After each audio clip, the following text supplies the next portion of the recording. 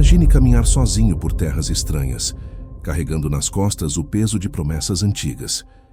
Imagine seguir apenas com a esperança de que o Deus que chamou Abraão também guiaria os seus passos. O sol castiga, o chão é árido, o futuro é incerto. E tudo o que você tem é uma palavra e um chamado. Então, no meio do nada, surge um poço. Ali, no lugar improvável, o destino de gerações será selado. Ali Jacó encontrará Raquel, o amor que seu coração tanto desejava. Imagine esperar 7 anos por um sonho, e quando finalmente chega o dia, ele se transforma em frustração. Imagine ser traído não por um inimigo, mas pelo próprio sangue da sua família.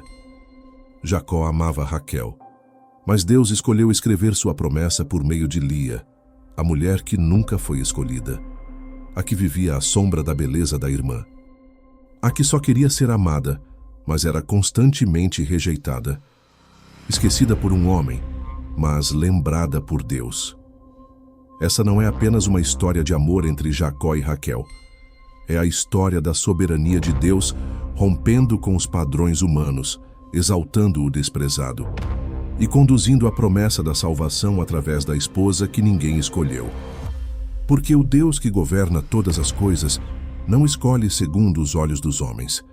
Ele escolhe segundo o conselho eterno da sua vontade. E foi de Lia, a rejeitada, que nasceu Judá. E foi de Judá que nasceu Davi. E foi de Davi que nasceu o Cristo. Você está prestes a ver que nas mãos de Deus até a rejeição se torna a redenção. Que o amor humano falha, mas a aliança divina permanece firme para sempre. Gênesis, capítulo 29. Então Jacó seguiu viagem e foi para a terra dos povos do Oriente. Olhando ao redor, viu um poço no campo e 3 rebanhos de ovelhas deitados por perto, pois daquele poço se dava de beber aos rebanhos. A pedra sobre a boca do poço era grande, e somente quando todos os rebanhos se ajuntavam ali, os pastores rolavam a pedra da boca do poço e davam de beber às ovelhas. Depois, tornavam a colocar a pedra no lugar. Jacó se aproximou e perguntou aos pastores: "Meus irmãos, de onde vocês são?" Eles responderam: "Somos de Harã." Jacó continuou: "Vocês conhecem Labão, filho de Naor?" Eles disseram: "Sim, conhecemos." Então Jacó perguntou: "Ele está bem?" E eles responderam: "Sim, está bem. E ali vem a filha dele, Raquel, com as ovelhas." Jacó então disse: "Ainda é pleno dia, não é hora de recolher o rebanho. Deem de beber às ovelhas e levem-nas para pastar." Eles responderam: "Não podemos fazer isso enquanto todos os rebanhos não estiverem reunidos e a pedra não for removida da boca do poço. Só então daremos de beber às ovelhas." Enquanto Jacó ainda falava com eles, chegou Raquel com as ovelhas de seu pai, pois ela era pastora. Quando Jacó viu Raquel, filha de Labão, irmão de sua mãe, e as ovelhas de Labão, ele se aproximou, rolou a pedra da boca do poço e deu de beber ao rebanho de Labão. Depois Jacó beijou Raquel, levantou a voz e chorou. Jacó contou a Raquel que era parente do pai dela e filho de Rebeca. Ela correu e contou isso ao pai. Quando Labão soube da notícia sobre Jacó, filho de sua irmã, correu ao encontro dele, o abraçou, o beijou e o levou para sua casa. Jacó contou a Labão tudo o que havia acontecido.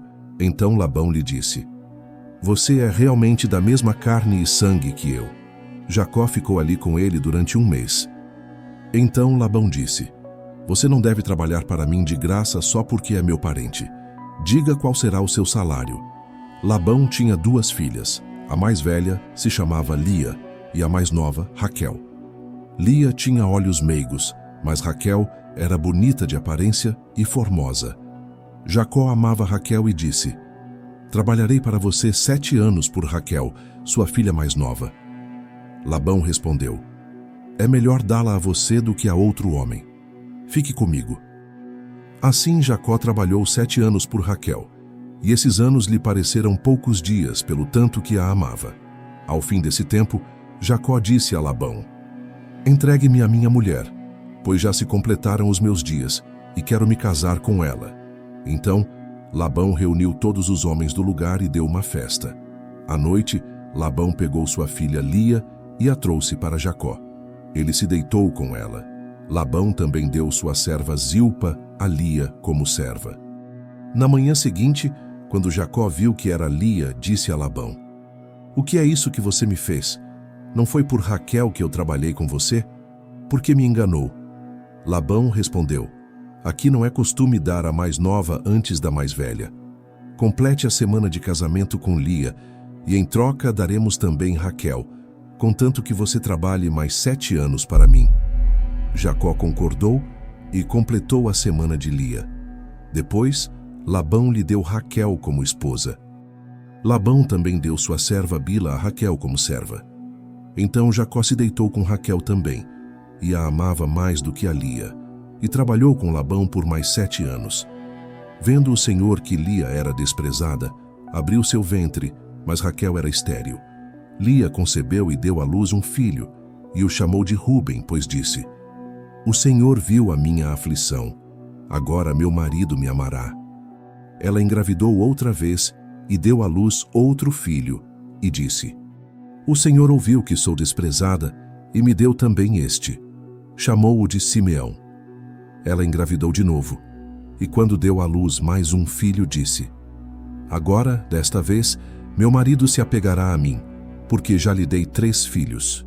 Por isso, deu-lhe o nome de Levi. Engravidou novamente, e ao dar à luz mais um filho, disse: "Desta vez louvarei o Senhor." Por isso, deu-lhe o nome de Judá, e então parou de ter filhos. Agora vamos entender o significado deste capítulo da Bíblia.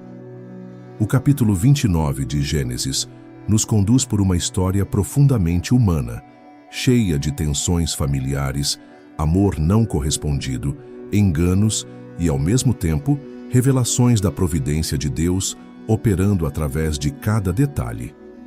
O pano de fundo é a continuação da vida de Jacó, o neto de Abraão, após ele deixar a terra de seus pais em direção a Padã-Arã, em busca de uma esposa entre os parentes de sua mãe, conforme orientação dada por seu pai Isaque. O texto começa com Jacó chegando ao Oriente, mais especificamente à cidade de Harã, terra natal de Rebeca, sua mãe. Ao se deparar com um poço, elemento simbólico recorrente na Bíblia como lugar de encontros providenciais, ele encontra pastores que lhe apresentam Raquel, filha de Labão. Este encontro entre Jacó e Raquel é providencial. Deus está guiando Jacó, como guiou o servo de Abraão anos antes ao mesmo lugar, para buscar uma esposa para Isaque. Esse reencontro de linhagens demonstra que Deus está preservando a aliança feita com Abraão. A cena em que Jacó remove sozinho a pesada pedra do poço, algo que normalmente requeria vários pastores, mostra não só sua força física, mas a intensidade de seu amor imediato por Raquel. O beijo, seguido do choro, indica um momento de emoção intensa, de reencontro com a sua linhagem e de que Deus estava conduzindo seus passos. Depois de 1 mês na casa de Labão, Jacó se propõe a trabalhar 7 anos por Raquel. O número 7 na Bíblia é frequentemente associado à perfeição e completude. A dedicação de Jacó é comovente. Ele aceita um período longo de serviço, movido por amor. O texto reforça isso, dizendo que os 7 anos lhe pareceram poucos dias, de tanto que a amava. Esse amor sacrificial de Jacó ecoa, em certa medida, o tipo de amor que Deus requer de nós. Um amor perseverante, disposto a esperar e a servir. Mas então vem a virada dramática.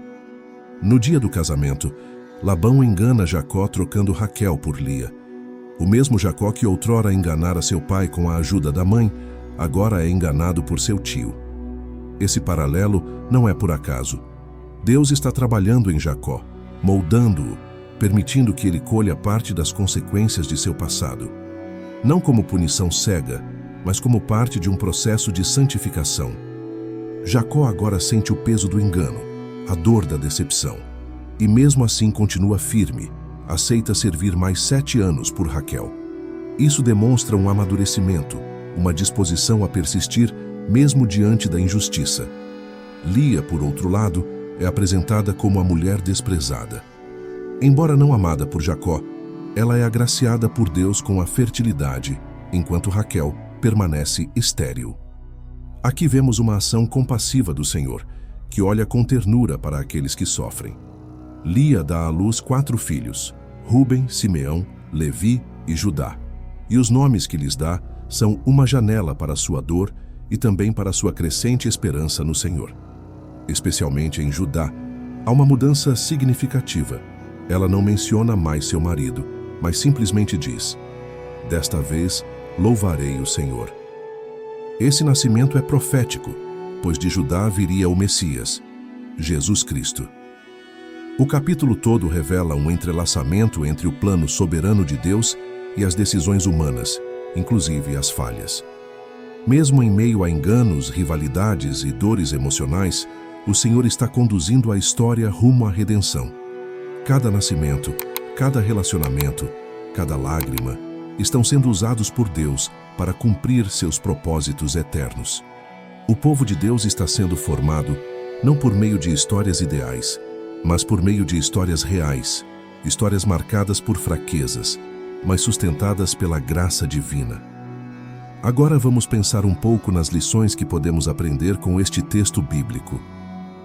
A história de Gênesis 29 nos convida a refletir profundamente sobre o modo como Deus governa cada detalhe da vida dos seus filhos, mesmo quando as circunstâncias parecem injustas, confusas ou emocionalmente dolorosas. Uma das primeiras lições práticas que podemos extrair está na espera. Jacó esperou 7 anos para se casar com Raquel, e mesmo depois de ser enganado, esperou mais 7. Isso nos ensina que o propósito de Deus frequentemente exige paciência e perseverança. Em um mundo que valoriza resultados imediatos, essa narrativa nos lembra que os processos de Deus nem sempre são rápidos, mas são perfeitos. O tempo de espera é também um tempo de moldagem, em que Deus trabalha tanto em nosso caráter quanto em nossa confiança nele. Outro ponto essencial dessa história é como Deus usa situações de conflito e dor para lapidar os seus. Jacó foi enganado, assim como ele próprio enganou no passado. No entanto, o Senhor não abandonou Jacó. Ele continuou presente, dirigindo sua história, conduzindo-o para longe da superficialidade e em direção à maturidade. Às vezes, passamos por decepções profundas e nos perguntamos onde Deus está. Mas aqui aprendemos que Ele não apenas está presente, como está ativamente nos moldando, muitas vezes permitindo situações difíceis para nos ensinar dependência, humildade e submissão à sua vontade. A presença de Lia na narrativa nos leva a uma outra lição tocante: o valor que Deus dá aos que são desprezados pelos homens. Embora Jacó não a amasse como a Raquel, Deus a viu, a ouviu e lhe deu filhos. Ele não se esquece de ninguém. A cultura pode colocar certos padrões de beleza ou aceitação, mas Deus valoriza o coração contrito e a alma que espera por ele. Lia se sentia invisível para seu marido, mas era plenamente vista e amada pelo Senhor. Isso nos desafia a buscar nosso valor não nos olhos das pessoas, mas no olhar de Deus, que é cheio de compaixão e graça. Ainda há uma lição profunda sobre contentamento e redenção. Lia passou por uma jornada emocional intensa, mas ao nomear seu 4º filho, Judá, ela muda seu foco. Ao invés de continuar buscando o amor de Jacó, ela decide louvar ao Senhor. Essa mudança de perspectiva é uma virada espiritual. Ela para de buscar satisfação em relacionamentos humanos e aprende a encontrar prazer na fidelidade de Deus. Nós também somos chamados a fazer essa transição, de uma vida centrada em expectativas humanas para uma vida de adoração, mesmo quando nossas dores ainda estão presentes. Por fim, o capítulo nos chama à confiança silenciosa na providência divina. Em meio a enganos, conflitos familiares e sentimentos de rejeição, Deus está construindo a história da redenção. Rúben, Simeão, Levi e especialmente Judá não foram filhos planejados por um amor perfeito, mas por um casamento complicado. E mesmo assim, Judá seria o ancestral de Jesus. Isso nos mostra que Deus não depende de famílias perfeitas ou histórias sem falhas. Ele redime as tramas humanas para que, no final, a glória seja toda dele. Nossa vida pode parecer caótica, cheia de erros e relacionamentos partidos, mas Deus escreveu a nossa história, e nenhuma parte dela escapa de suas mãos soberanas. Diante de um capítulo como Gênesis 29, somos convidados a olhar para nossas próprias histórias com mais esperança e mais reverência, diante de um Deus que age soberanamente, mesmo quando não compreendemos seus caminhos. Somos lembrados de que a vida não é um conjunto de acasos ou consequências isoladas, mas um tecido cuidadosamente entrelaçado por um Pai que conhece cada fio antes mesmo de ele existir. A mão que guiou Jacó pelo deserto da incerteza até o poço em Harã é a mesma mão que nos conduz em nossos próprios desertos, ainda que nossos olhos estejam embaçados pelas lágrimas ou pela ansiedade do amanhã. Há uma ternura divina nos detalhes dessa narrativa. Deus não age apressadamente, nem cede à impaciência humana. Ele está formando corações, alinhando desejos, abrindo portas e muitas vezes fechando outras. Talvez você esteja como Jacó, lidando com expectativas frustradas, ou talvez se sinta como Lia, alguém colocado em segundo plano. Ainda assim, a verdade imutável é que você não está esquecido. Deus conhece o nome de cada um dos seus filhos, mesmo os que não são reconhecidos pelos outros. A beleza do Evangelho começa justamente aí. Deus se revela em histórias quebradas. Ele não exige um currículo de perfeição, mas acolhe com graça aqueles que têm sede de redenção. E é exatamente por meio dessas vidas, marcadas por erros, rejeições e recomeços, que Ele manifesta seu amor imenso e eterno. O coração ferido encontra consolo quando se depara com o Cristo que se entregou pelos seus. A alma inquieta encontra descanso ao saber que nenhuma dor é desperdiçada nas mãos daquele que prometeu nunca nos deixar. O sangue de Jesus Cristo derramado na cruz nos assegura que, mesmo quando não compreendemos o que está acontecendo, já temos a maior prova de que somos amados. Fomos redimidos, comprados por um preço, e agora pertencemos àquele que nunca falha. Não importa o quanto nossas experiências passem por vales sombrios, a luz da ressurreição brilha sobre todos os que nele esperam. A fidelidade de Deus é a nossa segurança, e a cruz é o lembrete eterno de que Ele transforma lágrimas em testemunhos e dores em louvores. Se hoje seu coração estiver abatido, lembre-se, aquele que começou a boa obra certamente a completará. Ele é fiel, Ele está com você. E Ele está te moldando, não apenas para suportar a jornada, mas para ser imagem viva da graça que alcança, sustenta e transforma. Descanse no Senhor. Ele é suficiente, Ele é soberano, Ele é fiel. E tudo o que Ele determina, Ele cumpre. Se você gostou desse vídeo, não se esqueça de deixar seu like, pois isso nos ajuda a proclamar e levar o Evangelho a mais pessoas. E se ainda não é inscrito, convido você a se inscrever no canal e ativar o sininho de notificações para não perder os próximos conteúdos. Que Deus abençoe grandemente a sua vida.